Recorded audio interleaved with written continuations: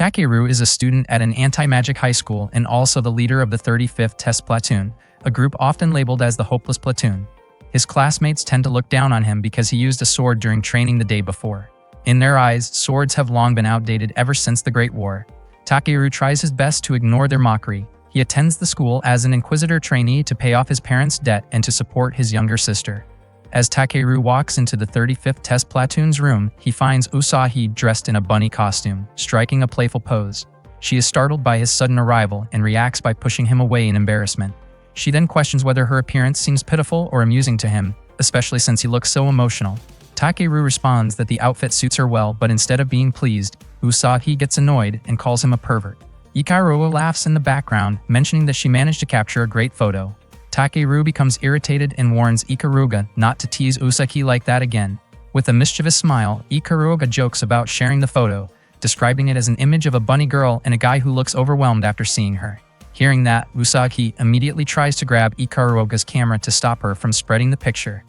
That same day, Sogetsu, the principal and also the head of the Inquisitors, delivers a punishment to Oka, one of the Inquisitors who had eliminated a witch.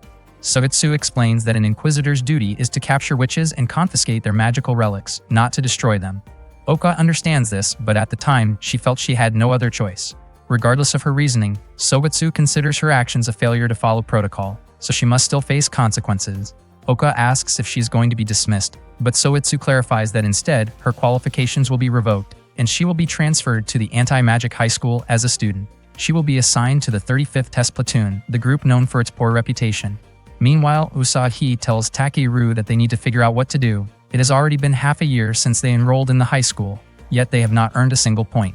She believes they need a plan to turn things around. Ikaruga comments that with Takeru leading from the front, it might be difficult for them to achieve anything. Takeru apologizes for that, while Usagi urges him to be more aware of his role as the leader.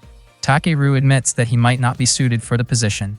Ikaruga then tells them not to worry, saying she is confident her older sister can help. She has heard about an illegal sale of a D-rank magical relic, and if they manage to capture those involved, they could earn a lot of points. Hearing this, both Usagi and Takeru feel encouraged. Suddenly, Sogetsu enters the room and asks if they are surprised to see her. Ikaruga questions what brings someone like Sogetsu to visit a platoon like theirs. Sogetsu admits that she has heard many negative things about them, but personally, she considers the 35th Test Platoon to be a good group. She acknowledges that their abilities are currently disappointing, which is why she has brought in an additional member. Sogetsu then introduces Oka to the team. Oka is a former Inquisitor who has been transferred to the 35th Test Platoon for certain reasons. Sogetsu hopes they will get along.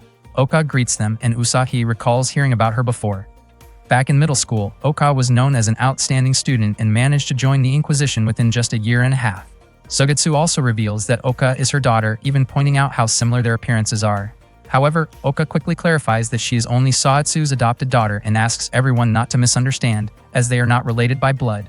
Usagi admits that she does not really get along with prodigies from influential families. Noticing Takeru standing there in a daze, Usagi asks if he knows Oka. Takeru confirms that she used to be his classmate. Ikaruga then asks why Oka left the Inquisitors and joined the 35th Test Platoon. Oka apologizes, saying she cannot explain her reasons. Shortly after, Sogetsu leaves the room. The atmosphere becomes a bit awkward, and Takeru tries to greet Oka and ask how she has been, but Oka claims that she does not recognize him. That night, the members of the 35th Test Platoon head out on a mission. Seeing Oka joining them in the field, Ikaruga wonders why she is not staying in the platoon room, considering it is her first day. Oka says it is not a problem and believes she will not hold the team back. While the others carry out the mission, Ikaruga acts as their operator. Their target this time is an anthology created by Andref Jaeger, written at the beginning of the Witch Hunting War, specifically the first edition copy of Trackless Psalms. After printing the book, Andref embedded magic into it. The spell causes anyone who reads it to fall into a dangerous mental state. At that moment, Usagi prepares her position with a long-range rifle. Takeru asked what kind of situation Usagi had seen at that moment.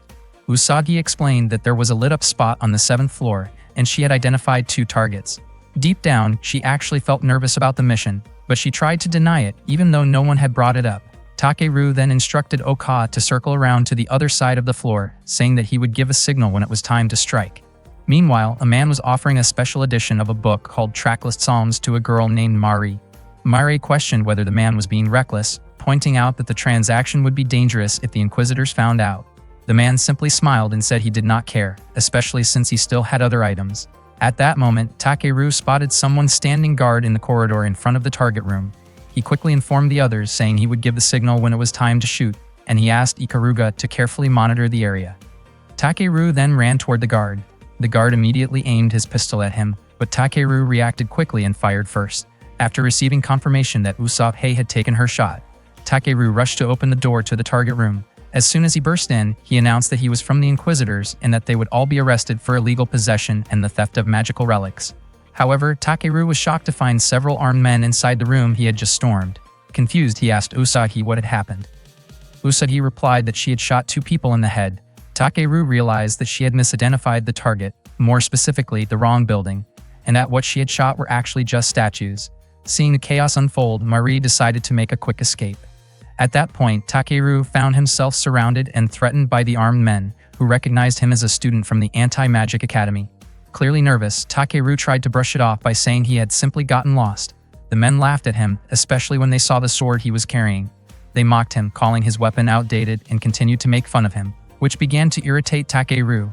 Ikaruga warned him to stay calm, reminding him that losing his temper would only make things worse. One of the men belittled Takeru's sword, claiming it would be useless against magic or modern weapons. Takeru's anger grew even stronger when the man referred to his sword as nothing more than a piece of scrap metal. Hearing that, Ikaruga realized she could no longer hold him back and decided to let him act as he wished. The man fired his gun at Takeru, but Takeru skillfully deflected the bullets with his sword. The man was visibly shocked. Fueled by anger, Takeru challenged all of them, determined to cut through everything in his path. The men kept firing at him, but he continued to block their attacks with precision. Takeru declared that he would demonstrate how his sword could strike cleanly without leaving a trace. Suddenly, Takeru heard the voice of his younger sister telling him not to make such a frightening expression. That voice snapped him back to his senses, and he calmed down. It turned out to be Ikaruga mimicking his sister's voice, even teasing him by calling him overly attached to her. She then asked about the situation. Takeru laughed it off and told the men that he had only been joking. Right then, Oka arrived and immediately took down the armed men. She moved swiftly, defeating them one by one. Takeru remarked on how impressive she was. Only one man remained, holding the trackless psalms. Oka demanded that he hand it over, but unexpectedly, he activated instant magic and summoned a dragoon. Takeru was confused about how the man possessed an Inquisitor weapon. Seeing the danger, Ikaruga instructed Usagi to move into position. Oka prepared herself to face the dragoon. The operator began firing wildly in all directions, but Oka skillfully dodged the attacks and struck the dragoon. Just as it was about to hit her, the machine suddenly stopped moving. Oka quickly captured the operator and explained that older dragoon models had fragile mechanisms and were not suited for close combat. Takeru hurried over to check on Oka, but unfortunately, he tripped and fell on top of her. In the awkward moment, his hand accidentally made inappropriate contact, which made the situation even more uncomfortable. Oka immediately reacted and struck him, telling him to get off. However, before he could recover, Takeru was hit on the head by debris caused by Usagi's shot. He lost consciousness and ended up lying motionless on top of Oka. In the following days, Oka kept going on missions by herself without inviting Usagi or Takeru to join. Usagi started questioning this behavior, but Oka simply told them to handle platoon missions without her, or that she would just take care of them alone. That answer irritated Usagi, and she felt insulted by the way Oka treated them. Ikaruga stepped in and told them to stop arguing, pointing out that it was pointless since Oka seemed focused only on her own goals. Oka eventually explained that Usagi's shooting skills were still lacking because she tended to get nervous, which caused her shots to miss. She also acknowledged that Ikaruga was excellent at maintaining equipment, but said she often went overboard, mentioning that modifying a standard pistol into a fully automatic weapon was unnecessary. According to Oka, those kinds of criticisms should have come from Takeru as the leader of the 35th Test Platoon. She bluntly stated that the 3 of them could not yet be considered proper Inquisitors, then immediately left. Usagi was clearly upset by Oka's attitude, while Ikaruga commented that Oka seemed to believe that strength was everything.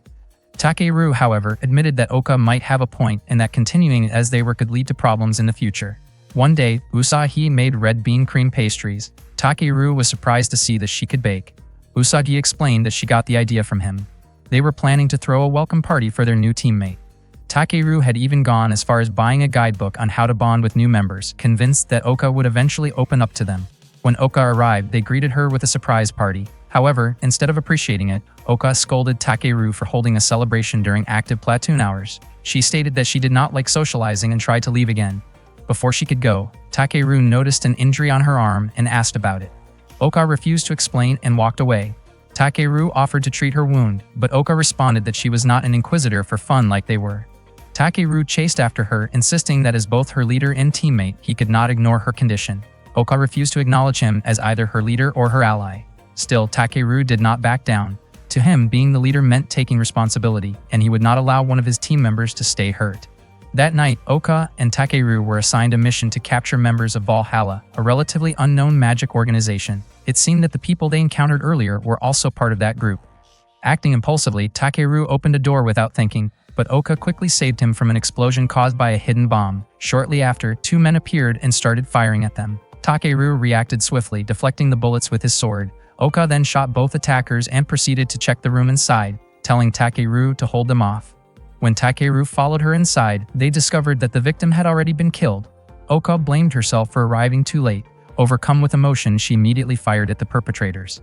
Takeru was shocked and tried to stop her, warning that killing them would cost her her Inquisitor license. Oka broke down, shouting that she wanted to eliminate all those who abused magic.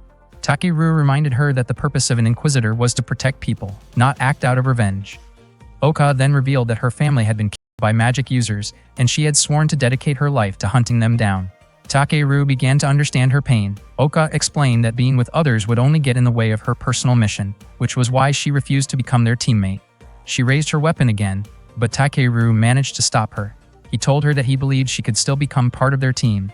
He admitted that he could not fully understand what she had been through, but he would not give up on her. Hearing that, Oka finally broke down in tears. Back when Takeru was still in middle school, Soitsu forced the students to take part in a deadly survival game. Takeru believed he would not lose and was determined to defeat everyone while proving the strength of his swordsmanship. At that time, Kizaki attacked Oka with a sword, but she easily defeated Kizaki in an instant. That moment became the beginning of Takeru and Oka's first meeting in the past. One day while walking down the school hallway, Takeru overheard other students talking about Oka. They regretted that someone who used to be a witch hunter had been assigned to the 35th Test Platoon, a squad widely seen as weak. Takeru felt embarrassed, realizing he had spoken too dramatically to her the day before. Meanwhile, Oka was in Soitsu's office. He advised her not to feel discouraged, explaining that although the members of the 35th Test Platoon seemed unimpressive, each of them actually possessed unique and powerful abilities. Oka, however, showed no interest in his praise. Sogetsu then revealed that one of the platoon members was a candidate to become a relic eater. Oka found that hard to believe and refused to accept it. She chose to leave immediately, and Soitsu acknowledged that someone as young as her was difficult to manage. At that moment, a girl named Lapis suddenly appeared in his room, and Sogetsu expressed his hope that she would soon form a contract. That night, Marie met with Haunted. He asked whether she had successfully obtained a fragment of a magical relic, but to Marie, the fragment held no real value. Haunted described himself as a witch capable of reviving the dead, an alchemist, and a spirit summoner. He pointed out that the Einherjar would need weapons to fight. Mary then questioned how many people he had killed. Haunted admitted that the number was around 50, most of them criminals. Mary was clearly upset, and if she had the chance to walk away, she would have chosen to stop him herself. Haunted reassured her that he had promised not to involve civilians, since Valhalla's only enemies were the Inquisitors. He firmly believed that Valhalla would win and erase all prejudice and discrimination against witches. Mary reminded him to keep that promise. On another day, Usagi demonstrated her incredible shooting accuracy in front of Ikuruga. She admitted that during a previous mission, her aim had been slightly off, causing her shot to miss. However, she was confident that she would show her true skill in the next mission. Ikuruga was surprised that Usagi described missing an entire building as only a small mistake. Usagi promised that after seeing her abilities, Oka would no longer speak carelessly to her. Suddenly, Oka appeared and startled Usagi. Takeru invited Oka to have lunch together, but she made it clear that she did not recognize him as her leader. She mentioned hearing from Sogetsu that Takeru had become an Inquisitor mainly for money. In her view, he should feel ashamed for failing as a leader and being unfit for the role. Hearing this, Ikuruga questioned whether Oka had the right to say such things, considering that she had only come to the Anti-Magic Academy after losing her Inquisitor qualifications.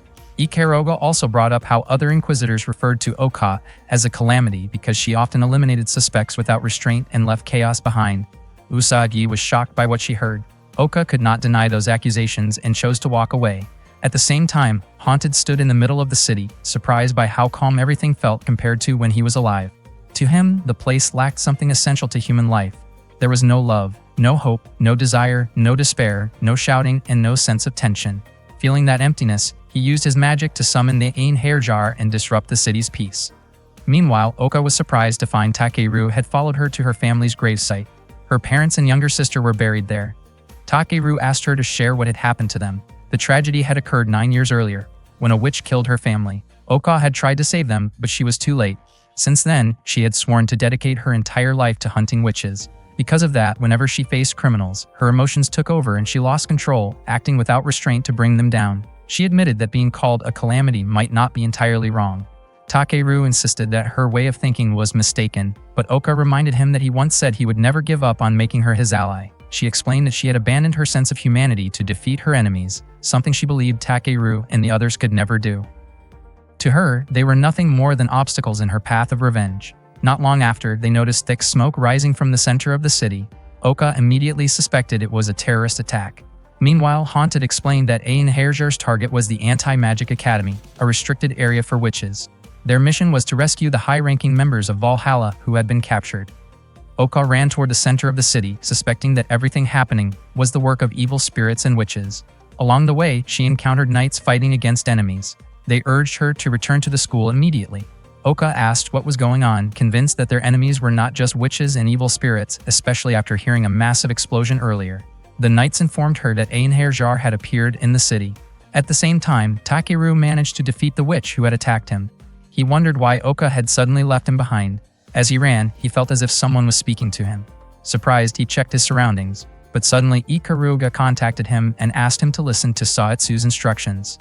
Sogetsu then announced that the targets appearing in the city were heroic spirits summoned from ancient times, known as Einherjar. Their objective was the restricted area within the school. He instructed all students to fight together and punish the witches he described as dangerous. Sogetsu framed the moment as a time to hunt witches and bring judgment upon those who had gone astray. Ikaruga waited for Takeru's decision on whether they should run or fight. Takeru believed it would be better to retreat, considering that the 35th Test Platoon could not even confiscate low-level magic, making it unlikely they could do anything in such a battle. However, Ikaruga suspected that Takeru actually intended to fight. Takeru explained that Oka, driven by her hatred of witches, was heading toward the school. She was still a member of the 35th Test Platoon, but she could not be stopped through ordinary means. To stop Oka, Takeru concluded that he had to hunt down the Einherjar himself. When Oka arrived at the scene, she approached an injured person who urged her to run, saying that facing the Einherjar was impossible. The Einherjar was destroying buildings around them. Oka opened fire, but her attacks were blocked by a powerful defense. The Einherjar retaliated, sending her flying backward. Despite the overwhelming strength of the attacks, Oka refused to accept defeat. She was determined not to fall to the Einherjar. With no other option in such an emergency, she decided to use Vlad's power. First, she asked him to heal her leg. Not long after, as the Einherjar approached, Oka ordered Vlad to release the first stage of his power. Meanwhile, Sogetsu observed everything from his room. Vlad explained that their enemy had summoned a high-level spirit and fused it with a dragoon. The opponent was Arthur Pendragon, wielding the magical relic Excalibur. Because of this, Oka needed to be extremely cautious. Oka fired again and managed to land a hit, but the damage quickly healed due to Excalibur's sheath. As long as the sheath remained intact, her attacks would be meaningless. She then asked Vlad to analyze the Einherjar's magic and find a weakness in its defense. Vlad questioned whether that meant she was willing to accept him, and Oka told him to take her blood. Vlad accepted her offer, and Oka unleashed an attack called Tep's Rain, which weakened the Einherjar's defenses. She believed that by continuing the strategy, she could eventually defeat it. However, Vlad suddenly stated that his master had ordered him to stop hunting witches. He then disappeared, leaving Oka vulnerable. Moments later, the Einherjar struck her down. Just as the Einherjar prepared to attack again, Takeru suddenly arrived and drew his sword against it. Oka urged him to run, insisting they had no chance of winning. However, Takeru responded that they would never know unless they tried. He stepped forward, ready to fight. It had been a long time since he felt this way. Seeing him stand with his sword, Oka was reminded of their first meeting back in middle school. Takeru swiftly launched an attack, and his blade managed to cut into the Einherjar. He realized how tough the enemy was, but the fact that it could be scratched meant it could be cut down. He struck again, and soon Ikaruga informed him that based on its magical capacity, the enemy's weapon was indeed Excalibur. However, its firing system resembled a railgun, similar to what they had encountered during training, meaning there was a delay between each shot. Takeru understood that his best opportunity to attack was right after the Einherjar fired. As soon as it released an attack, he rushed in. He declared that he would not lose in close combat. After he struck with his sword, Usagi provided support by firing from a distance. However, unexpectedly, the Einherjar countered with a powerful magical attack, prompting Ikaruga to urgently tell Takeru to fall back. Takeru immediately ran to get some distance, but the magic attack released by Einherjar quickly triggered a massive explosion.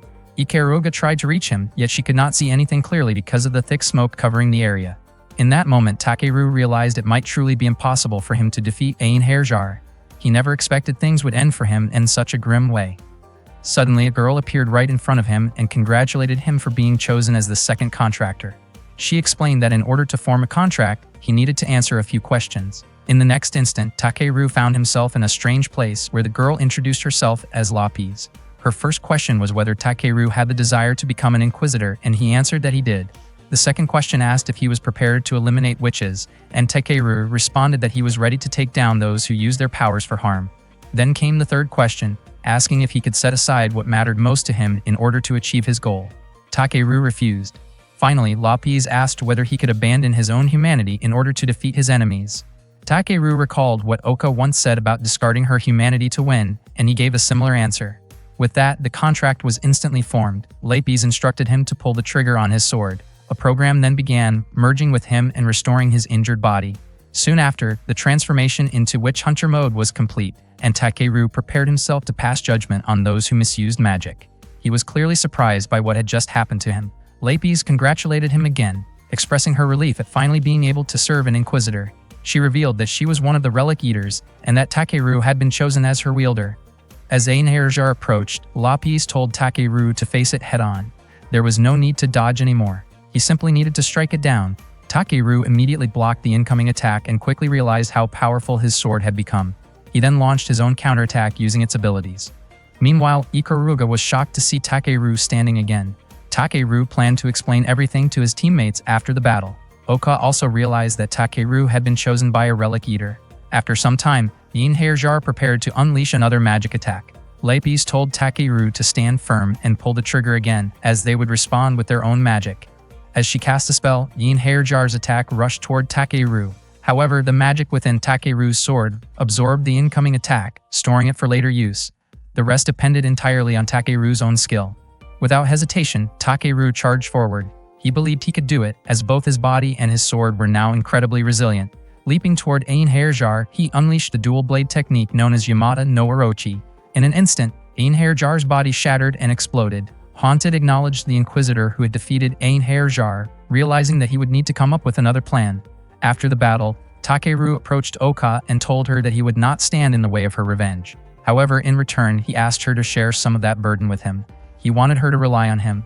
Oka seemed surprised, wondering if she was really allowed to ask for something like that. She then said that they were partners. With a gentle smile, she accepted his words, and Takeru rested his head on her lap, taking a moment to recover from the exhaustion. That day, Sogetsu asked Haunted about the condition of the female witch. It turned out that, to prevent any information from leaking, a kind of magic erasure mechanism had been implanted in her head. Haunted explained that the witch's name was Mari. She had been on their wanted list, and for the past 3 years she had been known as the Aurora Witch. Sogetsu wondered whether Mari's allies might show up, either to rescue her or to silence her. After that, Sogetsu brought Mari to the Anti-Magic Academy. Later, Sogetsu informed Takeru and the others that a relic eater chooses its own master. As it happened, Lapis was the only one who did not yet have an owner. Lapis's real name was Malleus Maleficarum type Twilight Mistiltine, and she was a sword-type relic eater. Because of that, she needed someone skilled in close combat, someone like Takeru. Lapis stated that Takeru was good enough for her, since not just anyone could wield her. Even if someone had a strong body without proper reflexes, they would not be able to use her effectively. Sogetsu pointed out that there was only one issue. Lapis could speak just like a normal human. To avoid causing trouble among the students, he decided to place Lapis in Takeru's class. He had already prepared an identity for her and listed Takeru as her guardian. Usagi found it strange that Sogetsu had gathered them all just to explain that. Sogetsu then clarified that he had called them in because the 35th Test Platoon had successfully stopped the Einherjar. As a result, he wanted to assign them a special mission. Not long after, Sogetsu brought Mari in and introduced her to the group.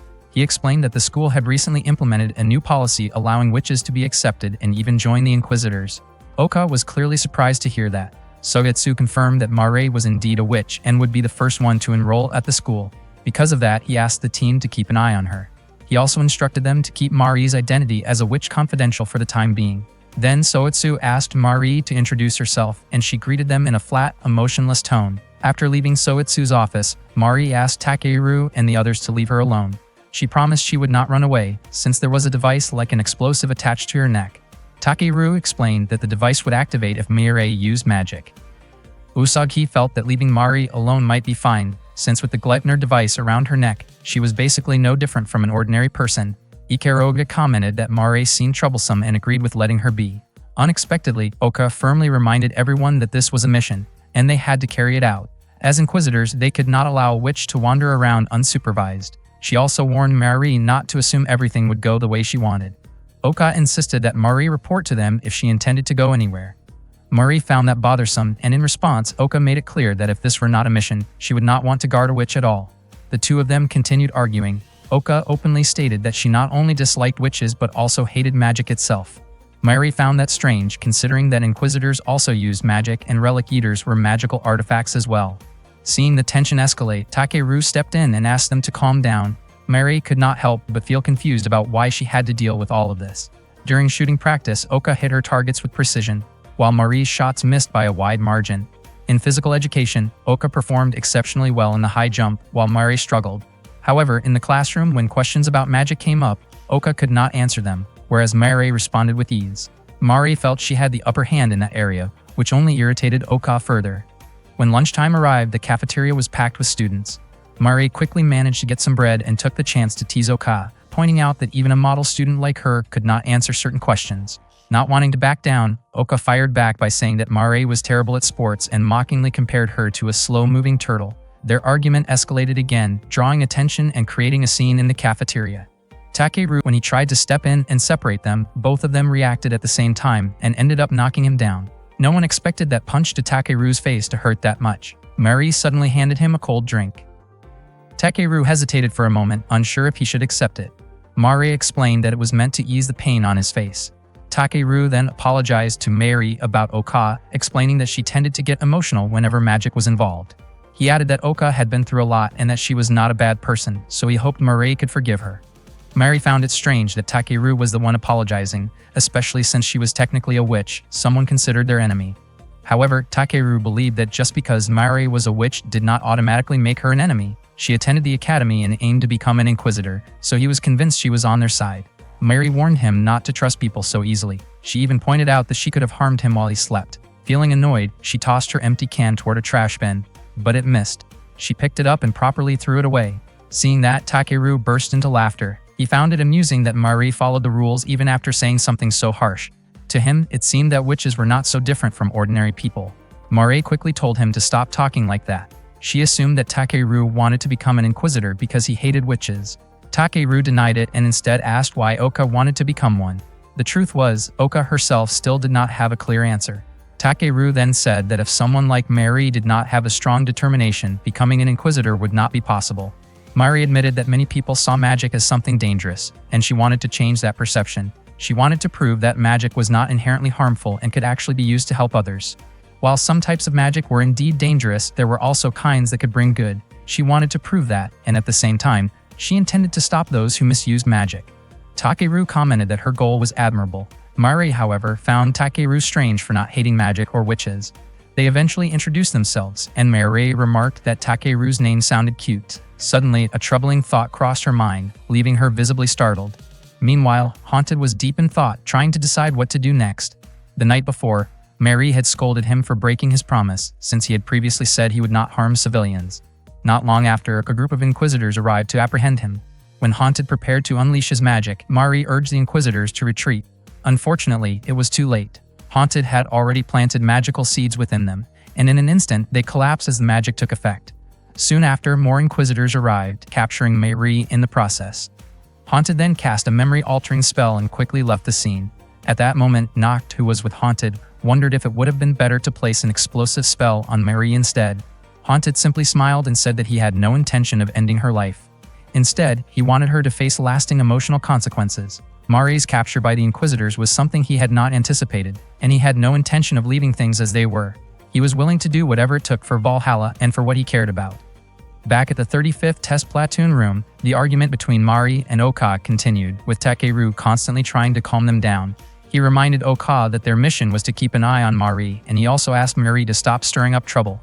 When Oka heard Takeru casually calling Mari by her first name, she questioned why they seemed so close. Takeru responded that it was not a problem since Mari herself had suggested it.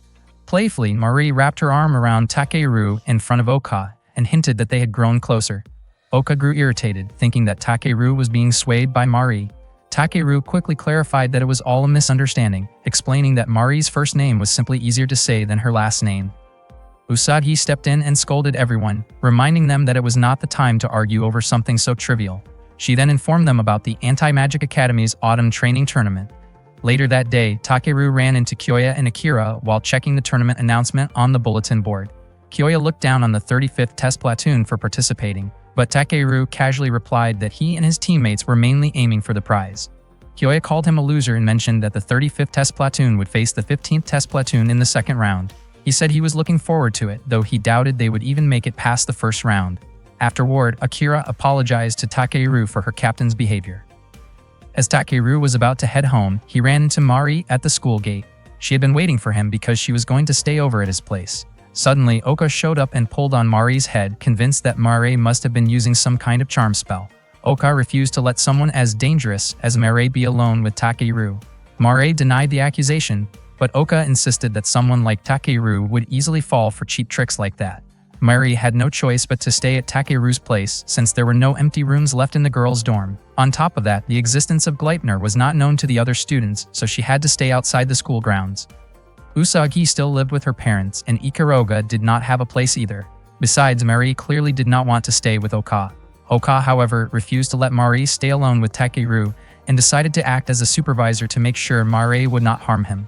When they arrived in front of Takeru's apartment, the place looked eerie and the sound of crows made it even more unsettling. Oka seemed visibly scared, and Mari even suggested that she should just go home. Mari did not expect that someone as exemplary as Oka would be afraid of ghosts. Once they reached the door, Takeru handed the key to Mari and left for his part-time job. Mari held Oka back, not wanting to be left alone. Meanwhile, Hayato and Kanata were watching Mari from a distance. Kanata wondered why Valhalla had not shown up yet, even though Mari had already been taken out of the school. That night, when Takeru returned from work, he was surprised to see Mari right after she had finished showering. Embarrassed, Mari asked him to wait outside for a moment. Not long after, Oka came running toward Mari, shouting in fear. Both Oka and Mari ended up crashing into Takeru, and moments later, he received 2 quick slaps to the face. Before going to sleep, Takeru asked Mari how she felt after spending her first day at the Anti-Magic Academy. He also mentioned that she seemed to be getting along better with Oka. Mari found that assumption strange since she felt that she and Oka were completely incompatible. Takeru explained that none of the members of the 35th Test Platoon really cared about whether someone was a witch or not. Even though teamwork might be difficult at first, he believed they would eventually figure it out. Mari responded by pointing out that their worlds were fundamentally different, since she was a witch and Takeru was human. The next day was the tournament.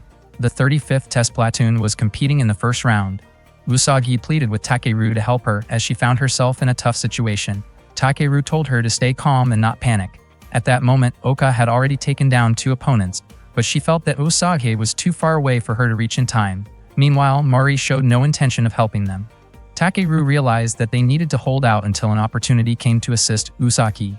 Unexpectedly, their opponents mocked him, challenging him to use his sword technique.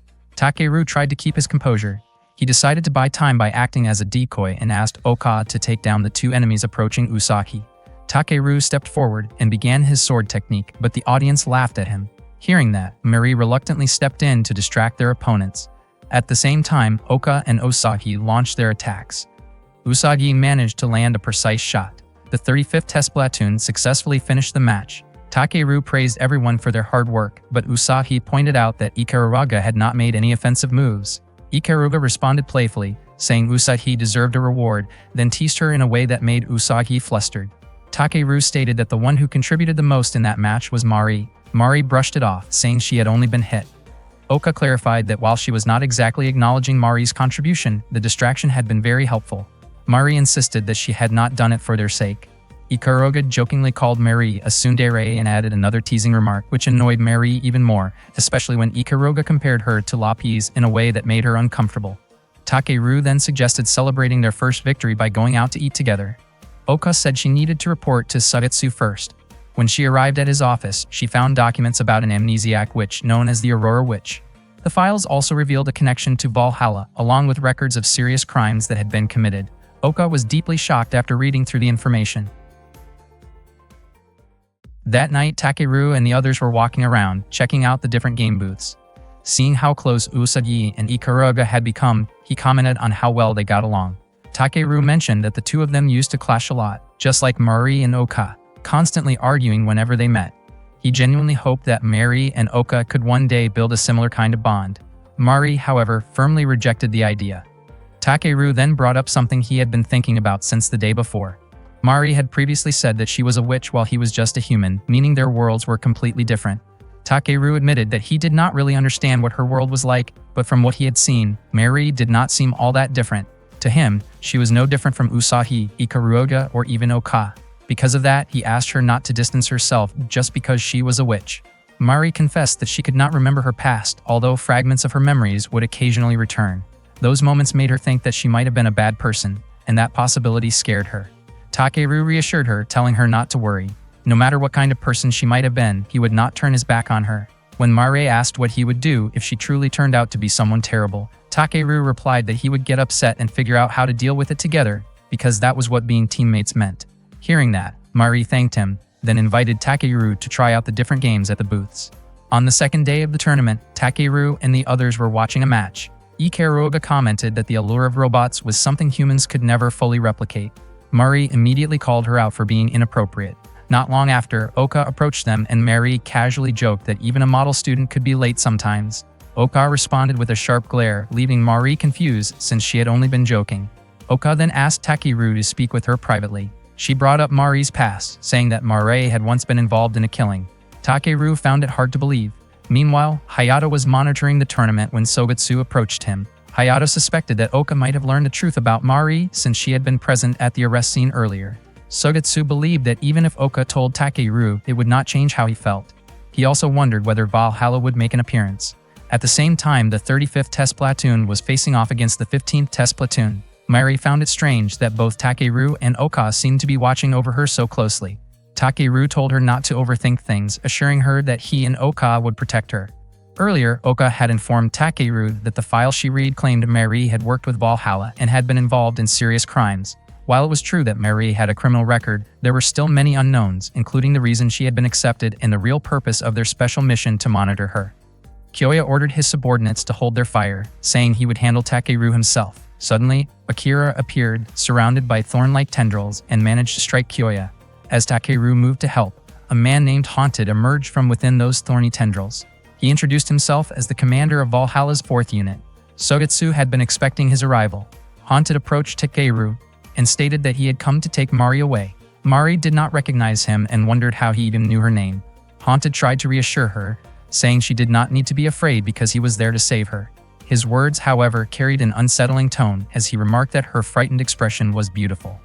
At that moment, Hayato ordered the snipers to open fire on Haunted. Sugetsu hoped that Haunted could be captured alive, but Hayato believed that was impossible. In his view, they would not stand a chance unless they took him down. With the situation turning against him, Haunted attempted to escape. He activated the thorny tendrils, causing destruction around the area. Oka quickly pushed Mari out of the way to protect her from falling debris. Haunted then used his magic to create a trap designed to capture Mari, one that could not be broken through with bullets. Sugetsu observed that it seemed to be a new type of sealing magic, and even the Dragoon units from the Magic Academy were affected by it.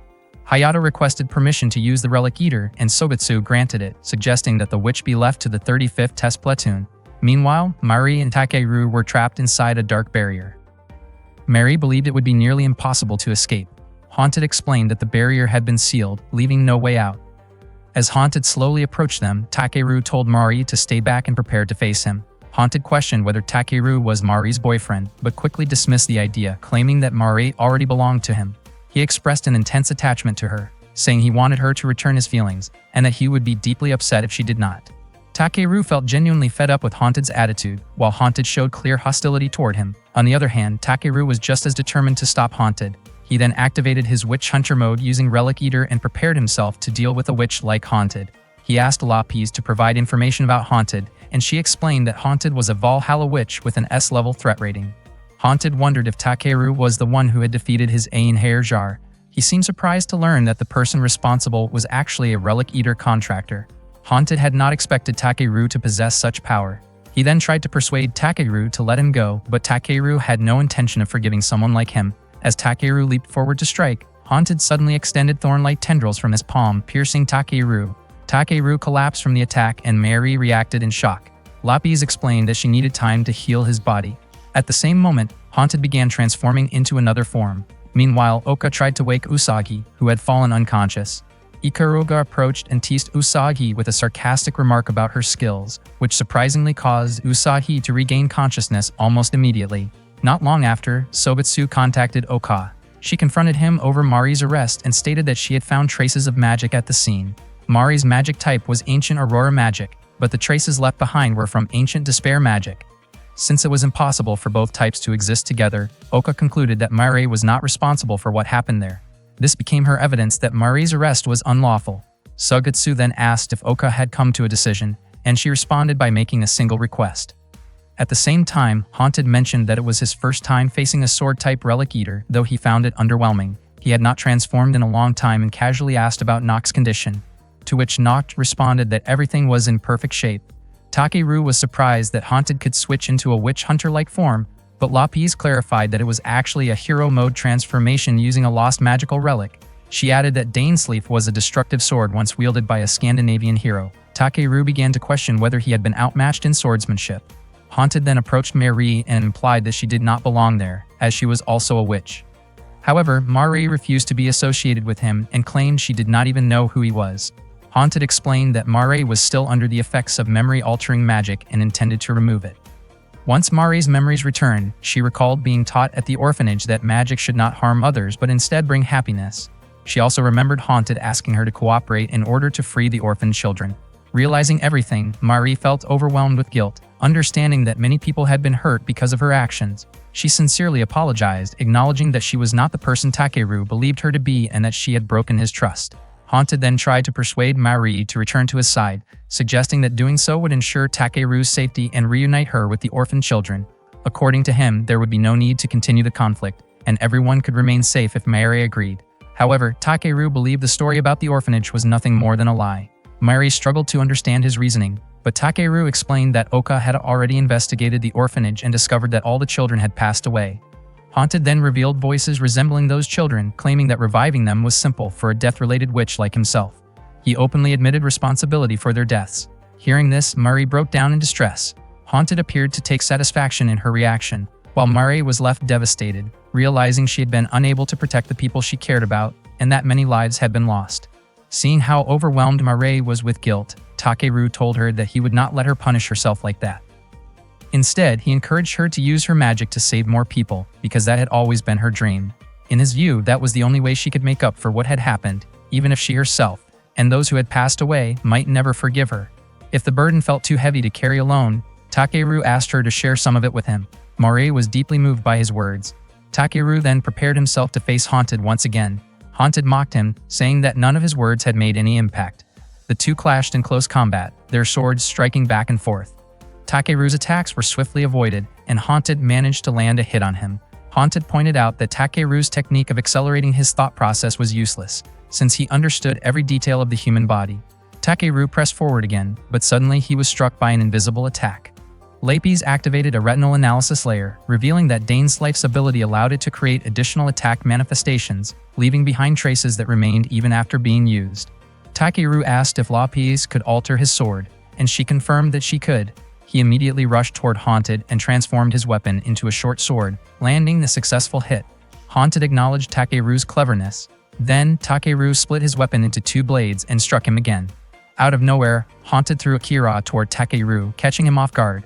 In that brief moment of distraction, Haunted drove his blade into Takeru.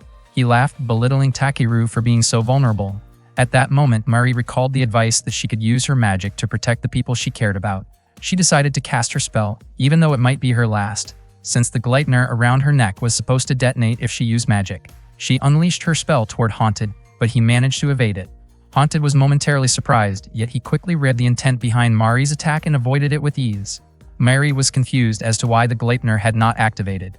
Then Oka appeared and explained that it would not explode because she had already pressured Suigetsu into disabling it. Oka admitted that she did it solely to save Takeru. She wanted Mari to prove that magic could be used to save others, just as Mary had always claimed. If Mary could truly do that, Oka said she would acknowledge her. Mary responded by calling Oka incredibly annoying, making it clear that she would act for her own reasons, not for Oka.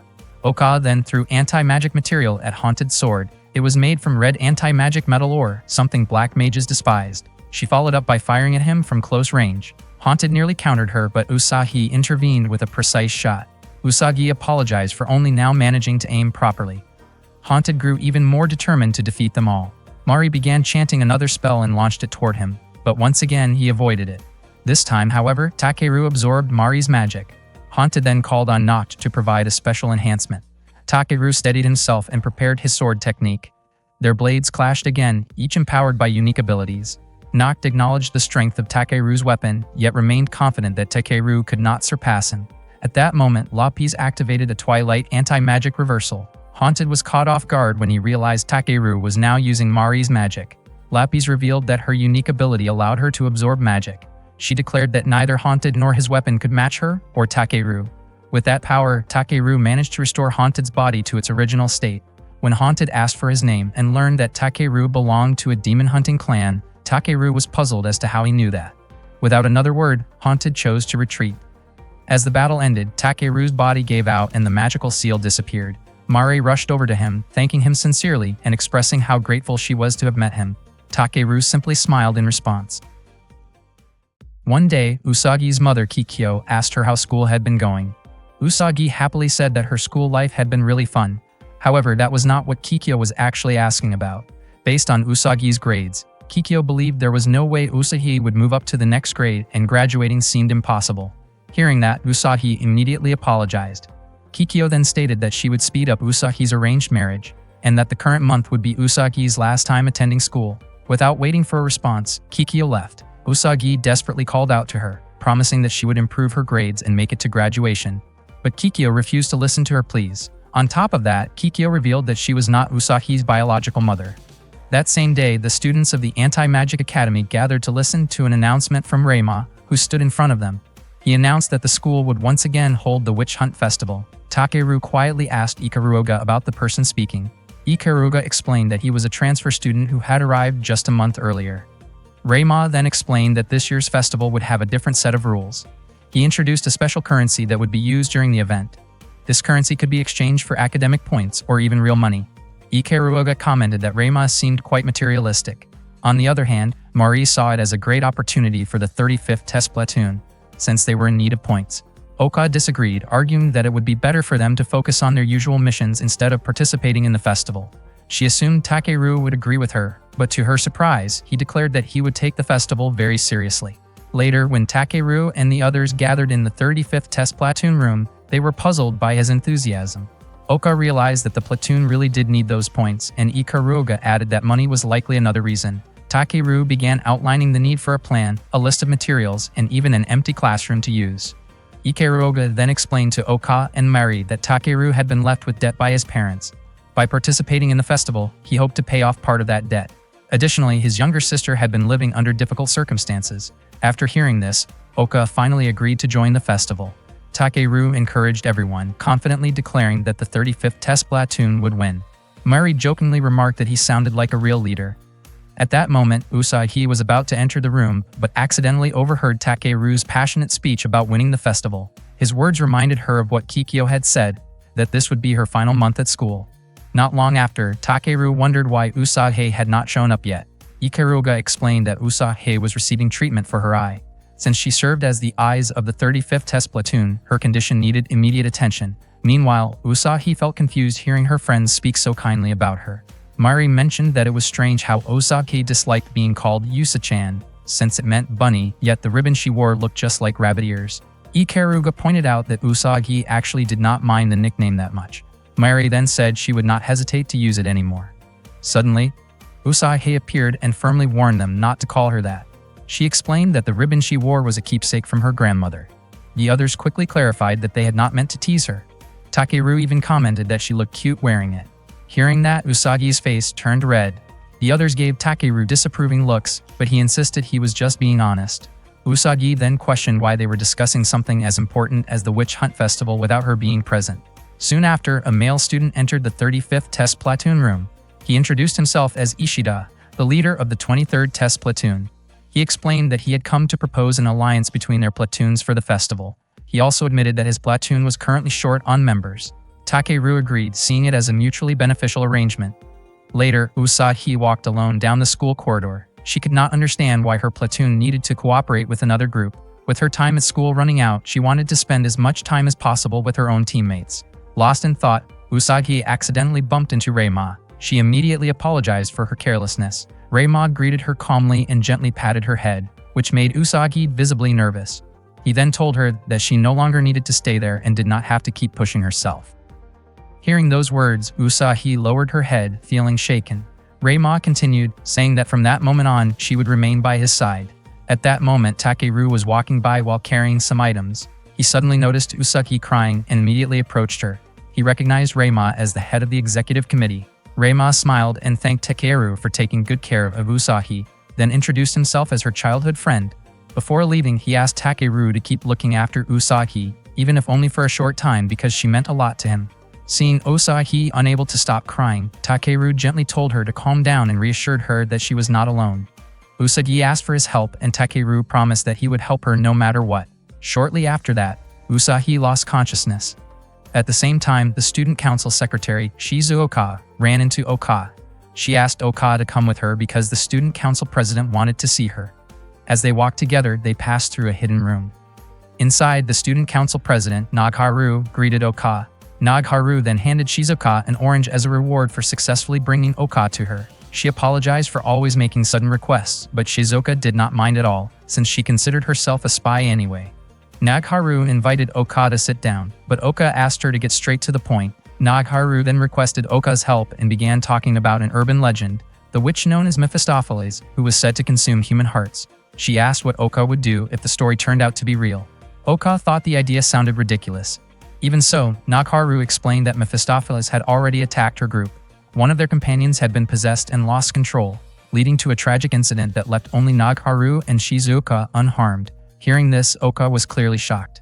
Meanwhile, Usagi was lying unconscious in the school's student infirmary.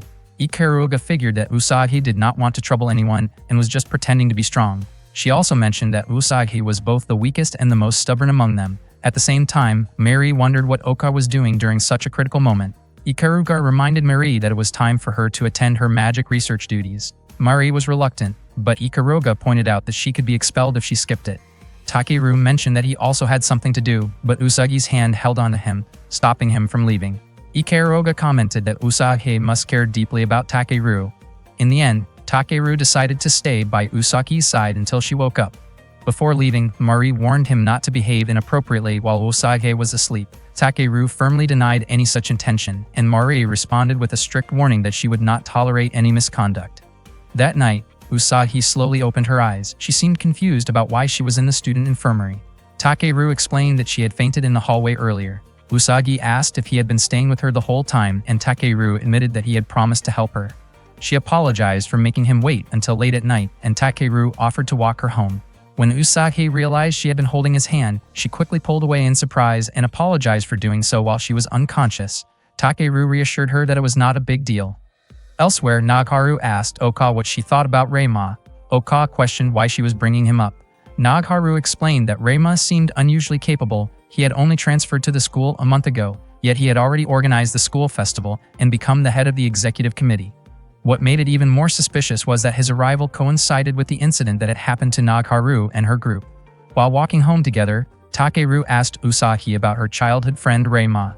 Usagi replied that it was not something she felt comfortable talking about. Takeru grew concerned and told her that if she needed saving, he would do everything he could to help.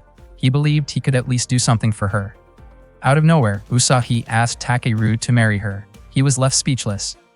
Usagi quickly added that she knew it was an unreasonable request. She then revealed that Reima was actually her fiancé.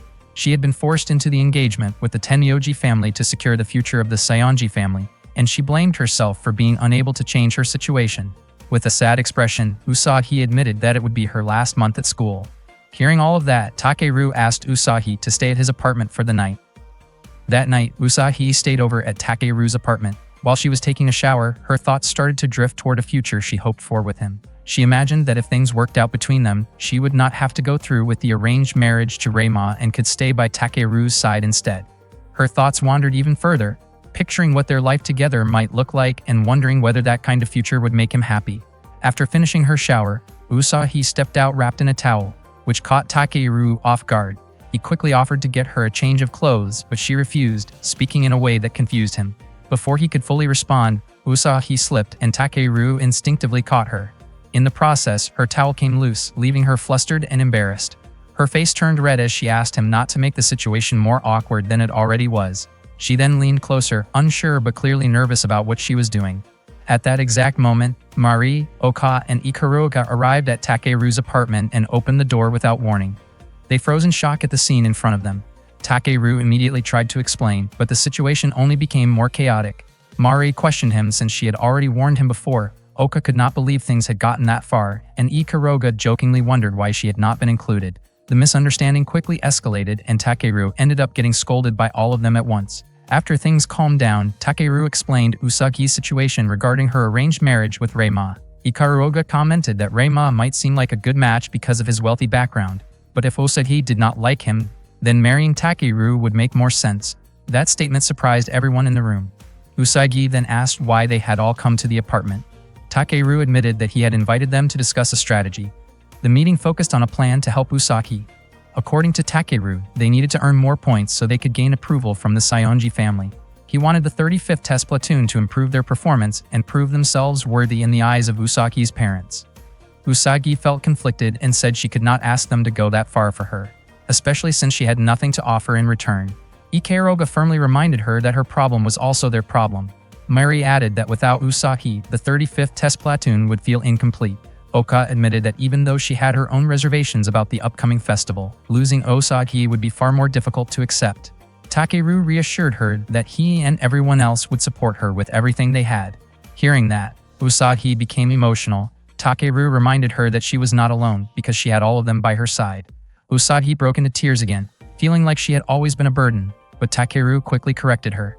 He reminded her of all the times she had saved them, from their battle against the Einherjar to the tournament. Without her, they might not have made it this far. Even now, they still needed her, and that was why they were all there together. That night, they began putting together a plan for the Witch Hunt Festival. The next day, Ikaruga explained their strategy to the 23rd Test Platoon. Their idea for winning the festival was to host a cosplay-themed event. Everyone seemed excited about it. As part of the plan, Oka appeared in a stylish Cheongsam-inspired outfit. Mari wore a school-themed swimsuit. Lapi showed up in a simple, oversized shirt, and Usagi wore a bold costume that made her feel extremely self-conscious. She felt embarrassed, thinking the outfit was too revealing, while the boys reacted with loud excitement. Not long after, Takeru also appeared wearing a maid outfit, which added to the lively atmosphere. Before they changed back into their regular clothes, they decided to take photos together. Usagi still looked shy about her appearance, but her friends encouraged her to join in. She stepped closer, and together they posed, capturing the moment with a mix of playful and cheerful expressions. That day, Usagi put up a photo of the 35th Test Platoon on her locker, right next to a picture of her with her grandfather. It felt like she was quietly telling him that she was no longer alone. Meanwhile, Oka was walking around the school, still thinking about Reima. Not long after, she noticed some students painting decorations. It turned out they had been instructed by Reima to decorate the school for the witch hunting festival. At the same time, Reima told Takeru that he was looking forward to seeing the 35th Test Platoon participate in the festival, since it would likely become Usagi's final memory at the school. He believed Takeru was already aware of the plan for Usagi to marry him. Reima asked Takeru not to worry, saying that Usagi was someone precious to him. However, that was exactly what bothered Takeru. He pointed out that if Usagi truly mattered to Reima, then he should not refer to her as if she were just an object. Curious, Reima asked what kind of relationship Takeru had with Usagi. Takeru explained that she was an important teammate to him. Hearing that, Reima simply laughed and remarked that someone like Usagi, who carried a dark past involving her own family, did not deserve to have companions. That comment deeply upset Takeru, and he firmly warned Reima not to speak carelessly about Usagi. Reima insisted he was not lying and claimed that he would make Usagi happy. Takeru responded that he and the others would protect her. but Reima declared that he would take Usagi for himself using his own strength. Elsewhere, Oka asked Vlad to give her an aerial view so she could observe the school from above. From that perspective, she noticed something alarming.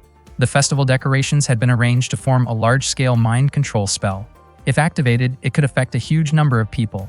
Around the same time, Usagi ran into Reima in the school hallway. He was aware that she had not returned home the previous night and hinted at punishing her like before. This time, however, Usagi refused to follow his demands. In response, Reima acted harshly, reminding her of her past and insisting that she could not escape it. His words brought back painful memories, leaving Usagi visibly shaken. He then stated that he would always remain by her side. Shortly after, Usagi lost consciousness, and Reima grew curious about how her teammates would react. That same day, Shizuka informed Nagharu that she had confirmed Reima's true identity as Mephistopheles and planned to capture him. Nagharu apologized for having asked Shizuka to carry out the mission in secret. Shizuka replied that she was prepared to risk her life for Nagharu. Hearing that, Nagharu expressed regret, knowing she could not guarantee Shizuka's safety. In a sudden turn of events, Nagharu realized something was off and confronted a fake version of Shizuka, leading to a brief but decisive confrontation. Meanwhile, Takeru was searching for Usagi in the 35th test platoon room. Miri mentioned that Usagi might have gone shopping. When Moray asked what was going on, Takeru left immediately to continue searching, and Moray quickly followed him. At the same time, Shizuka approached Oka in front of Reima's room. Oka entered without hesitation, intending to detain him. Reima seemed confused, claiming he had done nothing wrong. Oka revealed that she knew he was actually Mephistopheles. Unexpectedly, the one beside her claimed that she herself was Mephistopheles. It was revealed that the real Shizuka had already been overpowered earlier, and Mephistopheles had taken her place. As Oka prepared to fight, Reima suddenly placed a spell on her forehead, leaving her unable to resist. In an instant, Mephistopheles transferred into Oka's body. Elsewhere, Mary noticed that her limiter Gleipnir seemed to have been deactivated, meaning she could use magic again. She began to question what was really happening. Not long after, Nagharu contacted Takeru. Although she had been injured in the earlier encounter, her protective gear had prevented serious harm, even if the impact still hurt. She informed Takeru that Oka was in danger and asked for his help. At that moment, Mephistopheles had already taken control of Oka's body. She commented that controlling a Relic Eater contractor like Oka was not easy, as Oka's consciousness still lingered within, making it feel like sharing one body with another personality. Realizing the situation was unstable, Mephistopheles decided to accelerate her plan. Reima, confused, pointed out that this was not what they had agreed upon. He had even transferred schools to help carry out her plan, believing her promise that he would gain control over the school and the Inquisitors. However, Mephistopheles made it clear that she was in control, reminding him that she could eliminate him at any time if she chose. She had only spared him because of the valuable power he possessed as the successor of the Tenmyoji lineage. Mephistopheles made it clear that without her, Reima would still be stuck in that mediocre school and would never have become the head of the executive committee. She released him, calling him a pitiful man, and told him not to worry because the other students were still alive. Once everything was over, she assured him that the school would belong to him. With that, Mephistopheles immediately set her plan for revenge into motion. Meanwhile, Nagharu explained to Takeru that Mephistopheles' true goal was to reclaim her original body, which had been sealed within the school. She suspected that Mephistopheles intended to use magic to turn the students into her servants. Takeru was confused as to why Nagharu had involved Oka in all of this, and at that moment, Nagharu asked him to save her. Takeru refused to simply follow Nagharu's request, making it clear that he would only act to protect his own comrades. Nagharu understood his stance and expressed her hope that he would return safely. Takeru then called Lapis to locate Oka and Usagi. Oka's position could not be detected, but Usagi was found inside the church. Without wasting time, Takeru asked Marie for help in dispelling the magic surrounding the area. At that moment, Usagi lay unconscious inside the church. Memories from her childhood resurfaced. When she was younger, her older brother had been playing with a rifle. She had warned him not to treat it carelessly, but he ignored her. Tragically, the weapon discharged by accident, and he lost his life. At the funeral, Reima approached Usagi and cruelly blamed her for what had happened, even questioning how it felt to carry such guilt. From that day on, he began treating her as if she belonged to him. When Usagi opened her eyes in the present, she saw Reima looming over her. Startled, she asked what he intended to do. Reima spoke as if they were about to celebrate a honeymoon, commenting on her appearance and referring to the moment as a kind of twisted wedding. Usagi resisted, but Reima responded harshly, clearly taking satisfaction in her fear. He leaned in and muttered that even if she was useless, he would not simply discard her. Feeling powerless, Usagi caught sight of a photo of the 35th test platoon. She reached out toward it, wishing with all her heart to return to her friends. In her mind, she could hear them calling her back. She remembered Takeru's words, that she would never be alone again. Gathering her courage, Usagi fought back, breaking free from Reima's control. Reima staggered and Usagi declared that she would no longer obey him. Enraged, Reima prepared to strike again, and fear began to creep back into her heart. Just then, Takeru appeared and stepped in to protect her. The moment she saw him, Usagi rushed forward and clung to him, admitting how scared she had been. Takeru gently reassured her, patting her head and asking her to assist Mari. For anything else, he told her to check with Ikaruga, since they were running out of time. He made it clear that he would handle Reima himself. Usagi asked Takeru to promise that he would defeat Reima, and in return, she asked for the same comforting gesture once everything was over. With that, she quickly headed toward Mari's location. Reima, furious, called out to her, but Takeru immediately stepped in front of him, raising his sword and declaring that he would keep his promise to fight. Elsewhere, Ikaruga handed Usagi her grandfather's rifle, explaining that it was better suited for the current mission. She also gave Usagi 2 special bullets meant for Mephistopheles. Even though Mephistopheles' spirit could be destroyed, Usagi needed to avoid critical areas, since the body being used did not belong to her. At the same time, Mary continued working to dispel the magic enveloping the school. Suddenly, Oka approached her, expressing concern. Mary simply laughed it off, recognizing that something felt off, as Oka would never act that way. Mephistopheles, still controlling Oka's body, smiled and prepared to attack. Fortunately, Usagi arrived just in time and knocked Mephistopheles to the ground. Reacting quickly, Mephistopheles placed a spell tag on Usagi's forehead before making her escape.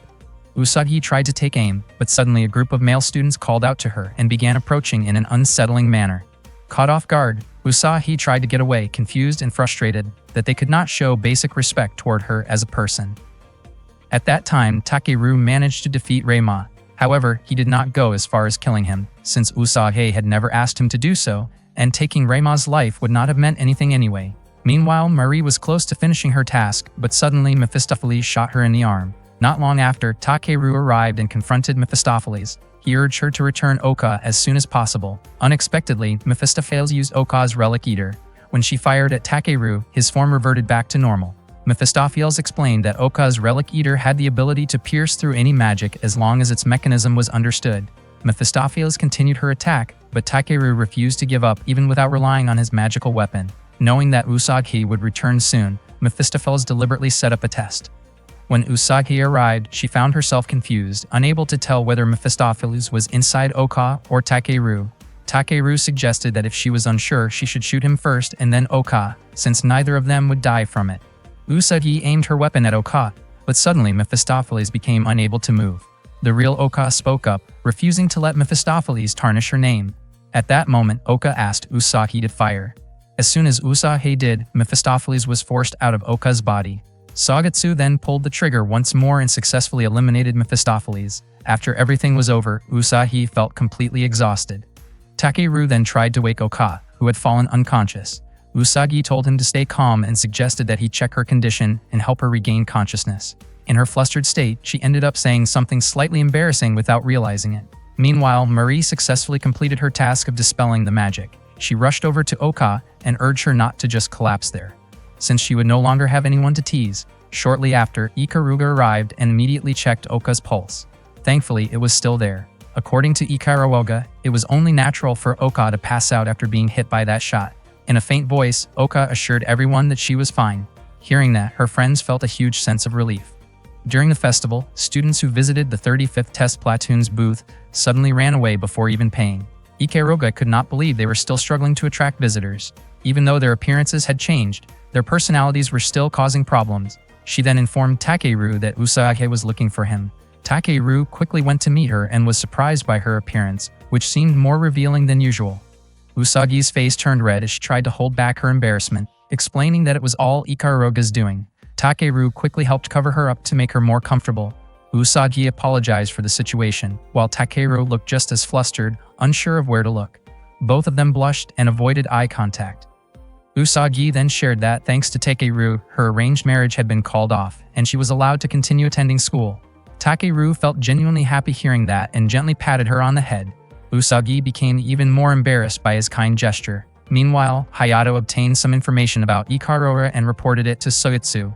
Sugetsu asked if he was certain, and although it was not fully confirmed, Hayato believed the information was reliable. Sogetsu then instructed Hayato to bring Ikaruga to him, as they needed to discuss matters related to her family.